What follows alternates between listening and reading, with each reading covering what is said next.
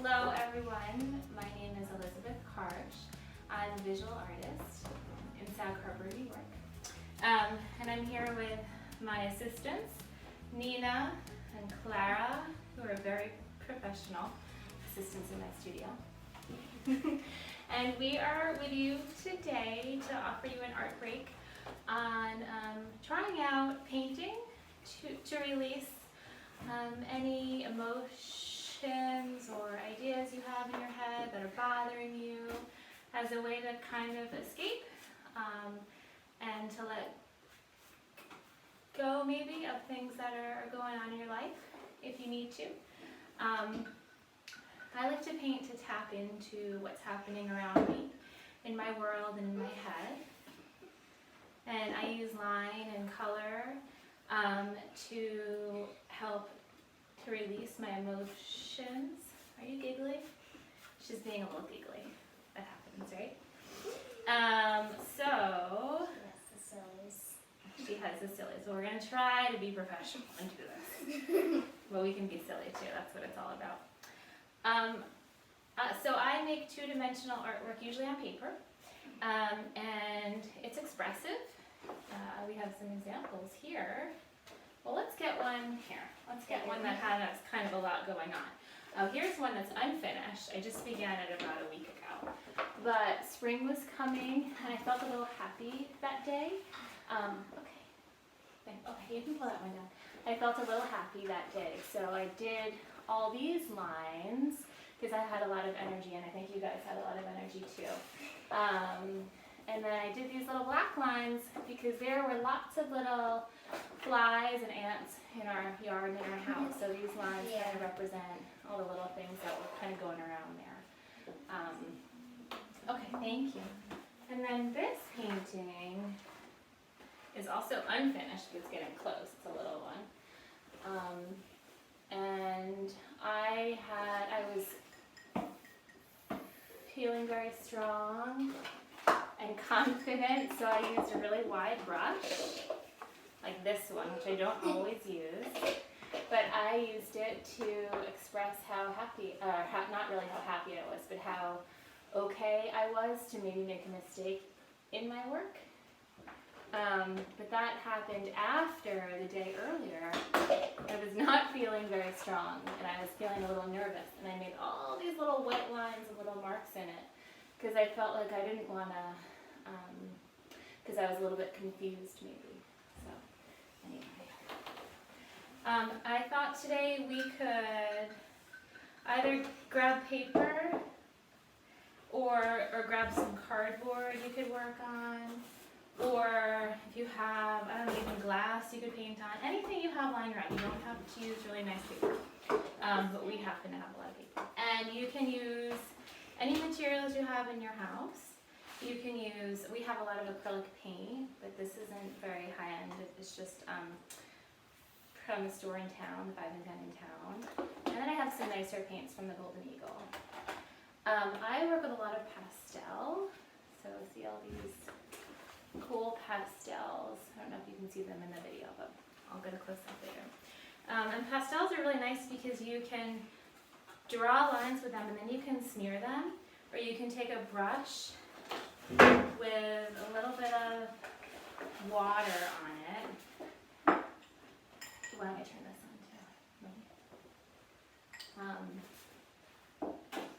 And you can draw a line with a pastel, and then take a little bit of water, and you can totally change how the line looks, and you can make it a blob or something else. So that's why I really like pastels. We also have colored pencils, lots of colored pencils in our house. You can use crayons. Watercolor is really nice too, because you can really change the texture of it depending on how much water you add. We have oil pastels, and most importantly, glitter.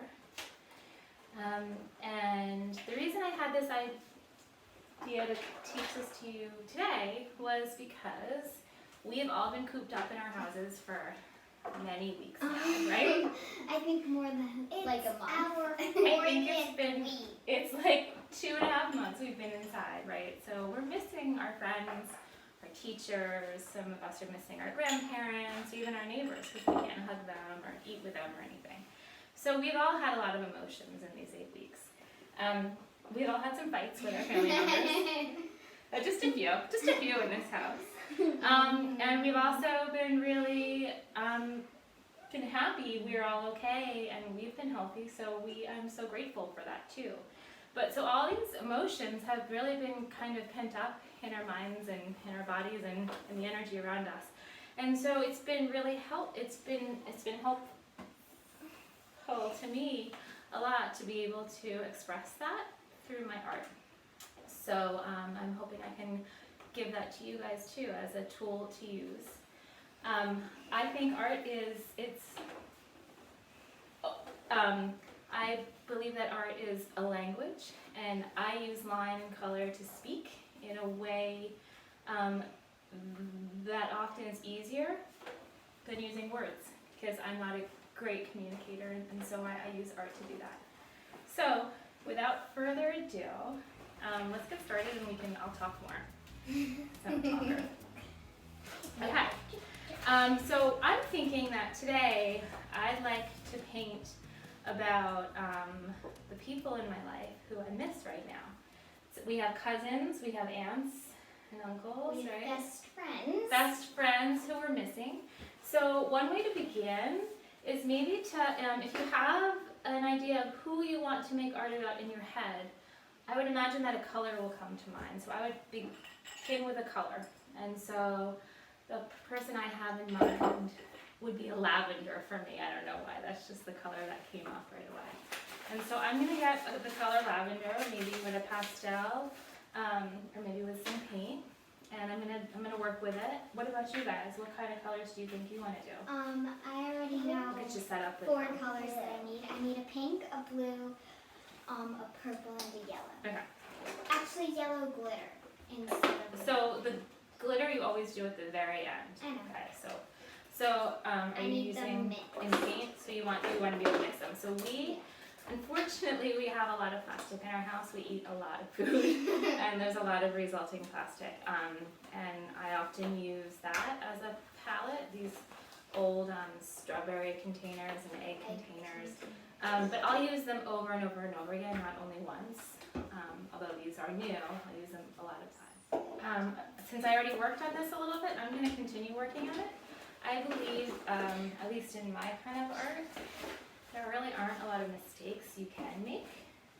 And when you make one, it's a great tool to be able to either accept it or to work around it or work through it, because that's how life is. When you mess up, you have to fix it, or you work with the mess that you made, right? So that's what I do with my art. Right, I make a little messy art. Yeah. Okay. But it actually turns out really good.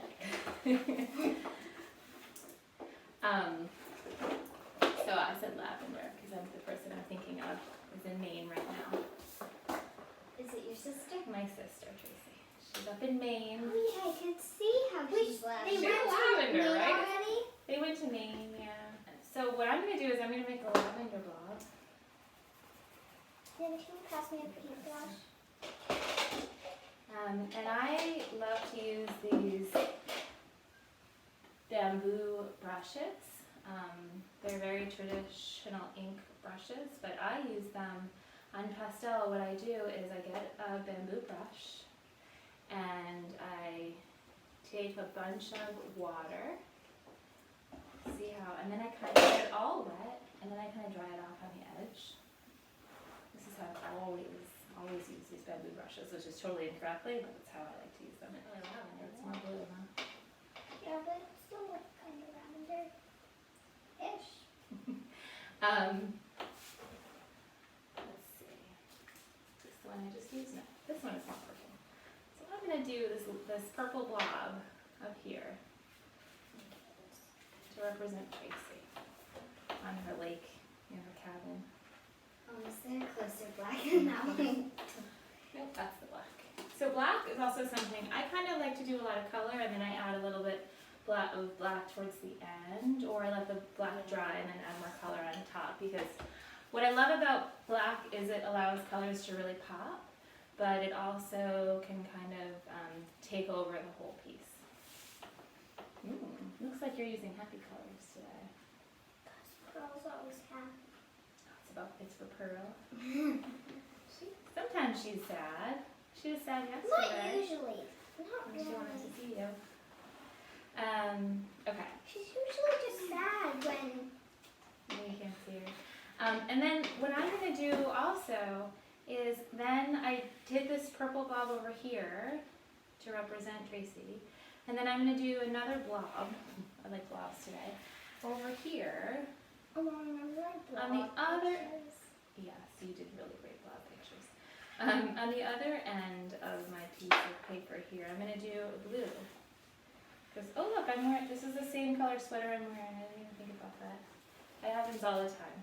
If I'm wearing a color or I'm thinking of a color, I end up wearing it.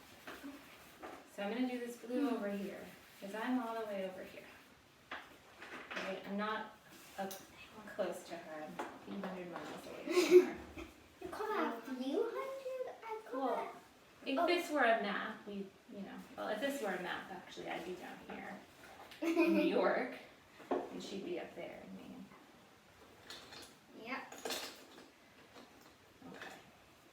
So I'm a little sad that I'm missing her, but then I'm going to think about all the ways we're still connected, right? I can call her. I can email with her. I can just, if I have her in my head, oftentimes when I have my sister in my head, guess who calls?